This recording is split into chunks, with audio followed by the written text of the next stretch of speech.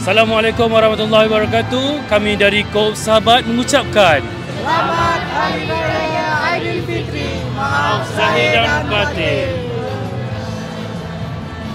Kami dari KKIMB ingin mengucapkan Selamat Hari Raya Aidilfitri. Maaf zahir dan batin.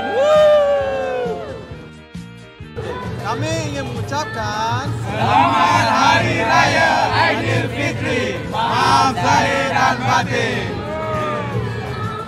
Kami pemandu Amanah Ikhtiar ingin mengucapkan Selamat Hari Raya Aidilfitri. Maaf zahir dan batin.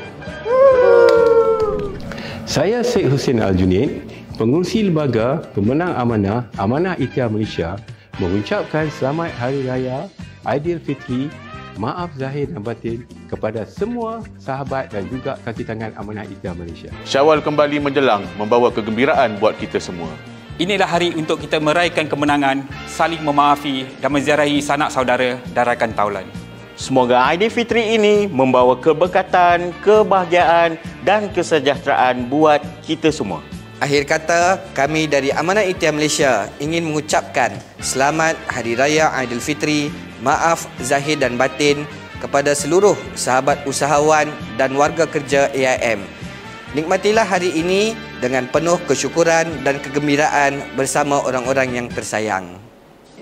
Selamat Hari Raya Aidilfitri. Maaf zahir dan batin.